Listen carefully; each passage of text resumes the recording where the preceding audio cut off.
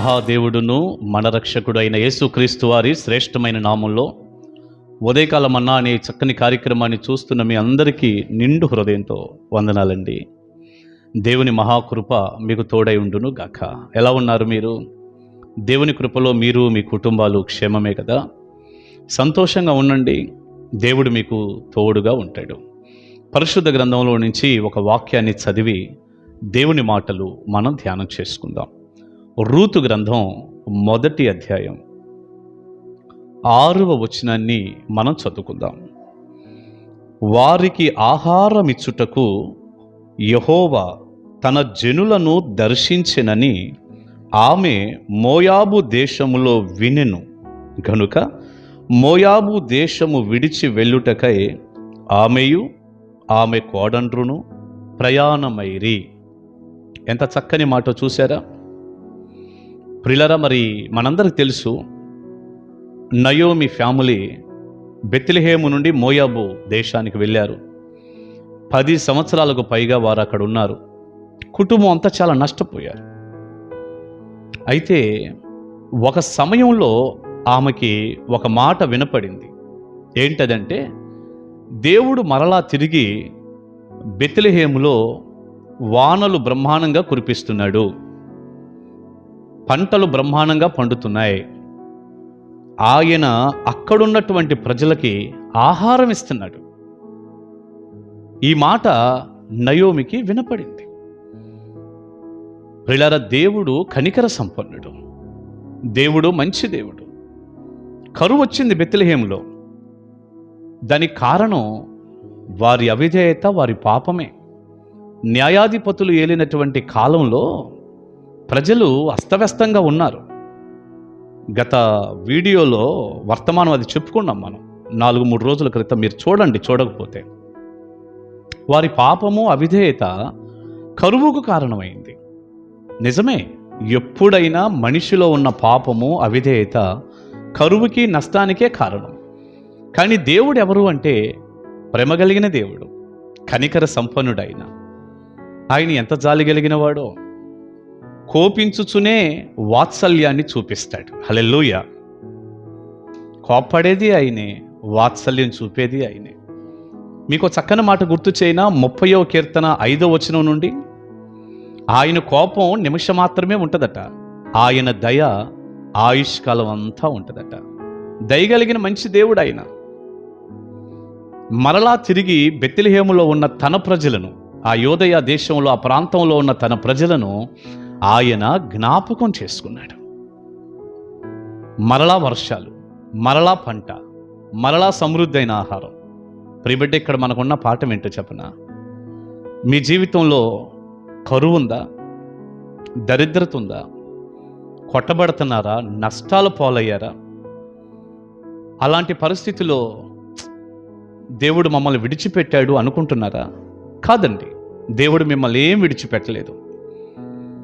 మీరు విడిచిపెట్టండి ఏదైనా ఒక పాపం ఉంటే, మీరు వదిలేయండి ఏదైనా ఒక చెడు ఉంటే, మీరు బయటికి రండి ఆ అపవిత్రమైన కార్యాల నుండి, చాలు.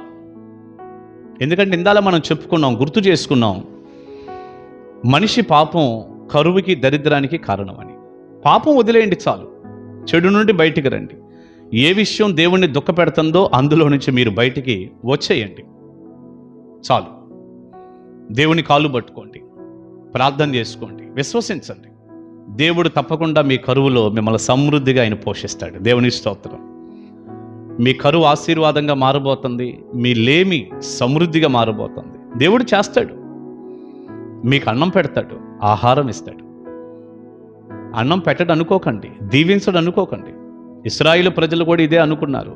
ఈ అరణ్యములో దేవుడు మా కొరకు ఆహారం సిద్ధపరచగలడా అని 78వ కీర్తనలో అనుకుంటాను ఆ మాటలు ఉంటాయి.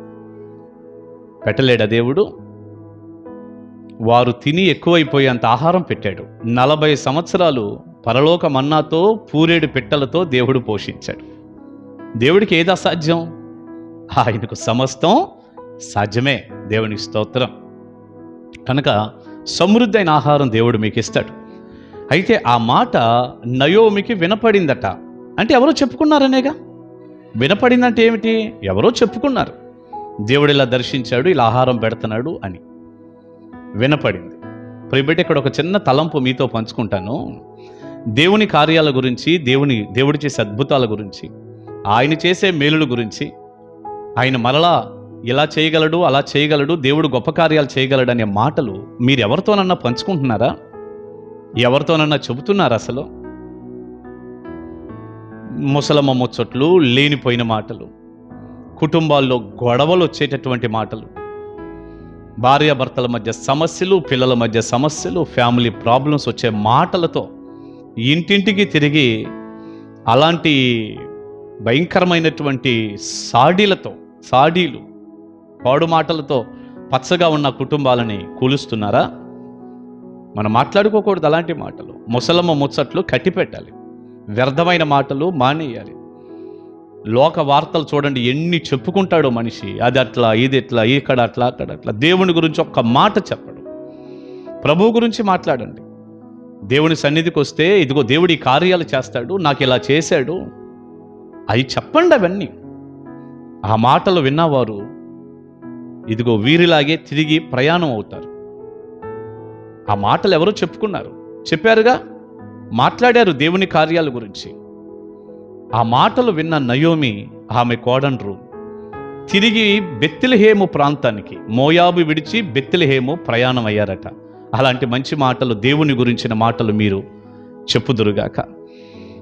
ప్రియులారా, నేను ముగించే ముందు ఒక మాట చెప్పనా? అలాంటి మాటలు వినపడినప్పుడు ఏం చేయాలంటే, ఈ ఒక్క వచనంలోనే ఈ మాట కూడా ఉంది, వారు ప్రయాణం అయ్యారు అని. ఆహారం అక్కడ దొరుకుతుంది, దేవుడు జ్ఞాపకం చేసుకున్నాడు కదా, ప్రయాణం అయ్యారంట అక్కడికి వెళ్దామని, అక్కడికి వెళ్ళాలని. ఎక్కడికి? బెత్లెహేముకి. ఎక్కడికి? దేవుడు దర్శించిన ప్రాంతానికి. ఎక్కడికి? దేవుడు అన్నం పెడుతున్న స్థలానికి. ఎక్కడికి? బెత్లెహేము అనబడినటువంటి దేవుని ఆశీర్వాదం మరలా కుమ్మరించబడిన స్థలానికండి ప్రయాణమై వెళ్ళారు. మరి మీరు కూడా బెత్లెహేముకి వచ్చేయండి, దేవుడు మిమ్మల్ని దీవిస్తాడు. బెత్లెహేం అంటే ఏమి లేదండి, దేవుని దగ్గరికే. ఆయనే సమృద్ధి కలిగిన రొట్టెల ఇల్లు, ఆయన మందిరం, ఆయన వాక్యం దొరికే స్థలం.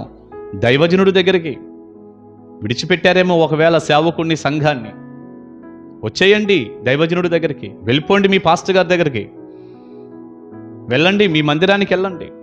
బెత్లెహేం అనే స్థలానికి వీరు ప్రయాణం అయినట్టుగా మీరు ప్రయాణం అవ్వండి. తప్పకుండా నయోమి, రూతు బెత్లెహేము వెళితే అక్కడ వారు ఎంత దీవించబడ్డారో, రూతు జీవితం ఎంత దీవెనకరంగా ఉందో, నయోమి ఎంత సంతోషించిందో. 4 అధ్యాయాలు ఉన్నటువంటి చిన్న పుస్తకం అండి ఇది. గంట కూడా పట్టదు మీరు కూర్చొని చదివితే. త్వరగా చక్కగా చదివేసుకోండి. దైవాశీస్సులు మీ అందరికీ ఉండునుగాక. అన్నం పెట్టే దేవుడు, అన్నం పెడతాడనే మాటలు మనం చెప్పుకోవాలి. విన్న తర్వాత బెత్లెహేం అనే మందిరానికి, దేవుని పాదాల దగ్గరికి వెళ్ళిపోవాలి. ఎంత దీవిస్తాడో. వెళ్తారుగా దేవుని దగ్గరికి. దైవ దీవెన మీ అందరికీ ఉండునుగాక. ప్రార్థన చేసుకుందాం. పరిశుద్ధుడా, ప్రేమగల తండ్రి, మీకు వందనాలు నాయనా. విత్తబడిన చక్కని సందేశం మీ పిల్లలకు దీవెనకరంగా చేయండి, ఆశీర్వదించండి. రూతు గ్రంథ ధ్యానాలు మేము చేస్తున్నాం ప్రభు. అమూల్యమైనటువంటి మాట ద్వారా మీరు మాట్లాడారు. వందనాలయ్యా. మీరు అన్నం పెట్టే దేవుడు. మిమ్మల్ని గురించి మేము మాట్లాడుకోవాలి, మీ సన్నిధికి మేము ప్రయాణం చేయాలి, మీ వద్దకు రావాలి, దైవజనుడు ఉండి బోధించే మందిరాలకు రావాలి. ఈ ఆత్మీయ పాఠాలన్నీ మాకు నేర్పినందుకు వందనాలయ్యా. మీ దీవెన ఆశీర్వాదాలతో నింపండి. ప్రతి బిడ్డను కూడా సమృద్ధిగా దీవించండి. మోయాబుని విడిచి బెత్లెహేము వచ్చే కృప ఇవ్వండి. యేసు నామమున ప్రార్థన మనవులు అడుగుచున్నాను తండ్రి. Amen, amen. God bless you. దేవుని కృప మీకు నిండుగా తోడై ఉండును గాక. కలుసుకుందాం ఉదయకాల మన్నాలో. Praise the lord.